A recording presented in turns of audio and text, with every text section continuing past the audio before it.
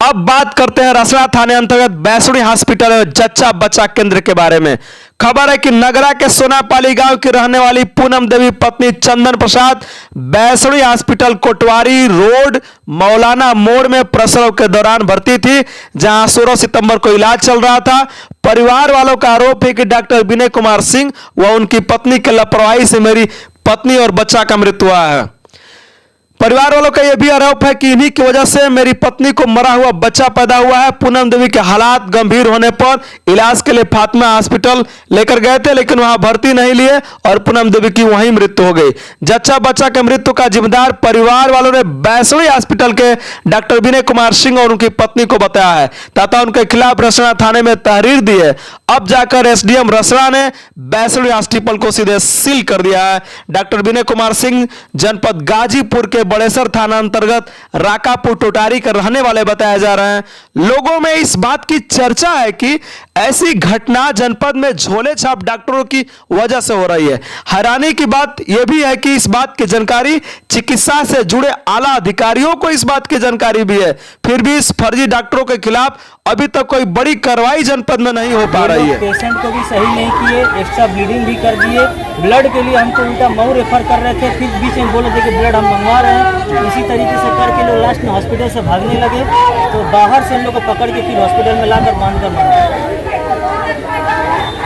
अच्छा, अब बताइए जो हॉस्पिटल में आप गए थे, कब आप मरीज को हॉस्पिटल में भर्ती कराएं? करीब शाम के वक्त भर्ती कराए थे। कल शाम के वक्त? जी। भर्ती कराने के बाद स्थिति क्या रही मरीज की? भर्ती कराने तक मरीज की स्थिति बहुत ही बेहतर थी। हाँ। ठीक है, मरीज बहुत अच्छे से बोल रही थी, बहुत अच्छे से बातचीत कर रही थी। हाँ। लेकिन उन लोग का ऑपरेशन करने के बाद मरीज की मानसिक स्थिति खराब हो चुकी थी। ऑपरेशन करने के बाद? जी। हाँ। मानसिक स्थिति खराब हो चुकी थी। क्या बोल रही थी क्या नहीं बोल रही थी, पागलों की तरह। अब वहाँ पर कई लोग थे, सब देखे थे, इसमें कोई झूठ बनेगा। अच्छा, जो मरीज आपका एक्सपायर करके वो क्या लगती थी आपकी? वाइफ लगती थी। अब तो जच्चा बच्चा दोनों ही नहीं रहे, आप प्रशासन से क्या अपनी मांग रखनी चाहते हैं? प्रशासन से हम यही मांग रखना चाहते हैं कि सख्त से सख्त कार्रवाई हो इनके ऊपर, और इस प्रकार के जितने भी सारे हॉस्पिटल हैं जो फर्जीवाड़ा करके आम जनता का जिंदगी से खिलवाड़ कर रहे हैं, उनका हॉस्पिटल बंद होना चाहिए। चलिए, बहुत बहुत धन्यवाद। ये बहुत ही शर्मनाक घटना है जी।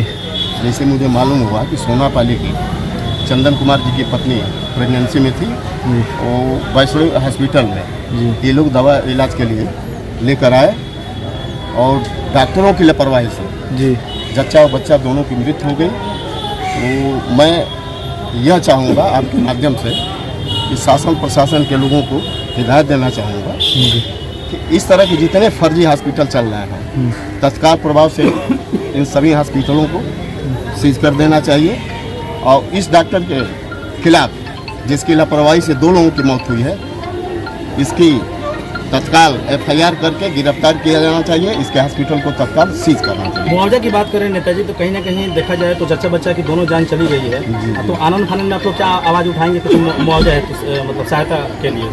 और शासन प्रशासन से हम लोग चाहेंगे कि भाई 2 लोगों की एक तरह से ये कहा जाए कि जघन हत्या ही हुई है उन डॉक्टरों की लापरवाही से।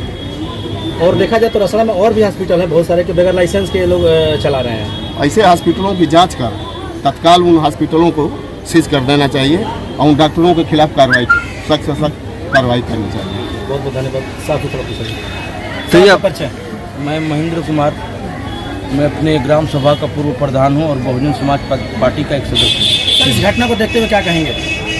मैं यही कहना चाहता हूं कि पूरे प्रदेश में जो अवैध बिना लाइसेंस के शासन और प्रशासन के संरक्षण में जिन लोगों ने ये कार्यक्रम चला रहे हैं, जिनके पास योग्यता नहीं है जी, उनके पास व्यवस्था नहीं है, वह ग्रामीण क्षेत्र में गरीबों को बुलाकर किसी माध्यम से अपने हॉस्पिटल में एडमिट कराकर और नॉर्मल डिलीवरी कराने के नाम से उन्होंने बिना व्यवस्था से ऑपरेशन करके अब बड़े पैमाने पर यह बलिया जिले में प्रशासन थाना रसड़ा को मैं बता रहा हूँ, इस रसड़ा शहर में काफ़ी पैमाने पे इस तरह से घटनाएं बहुत मिली है, लेकिन आज तक न जिला अधिकारी महोदय, कप्तान साहब जो साहब हैं, और यहाँ के तहसीलदार, चाहे जो भी अधिकारी हैं, एसडीएम महोदय हैं, चाहे यहाँ के इंस्पेक्टर साहब हैं, हमको लगता है कि सभी लोग से मिली भगत करके अपना कमीशन खोरी करके ऐसे घटना का अनुमान देते हैं।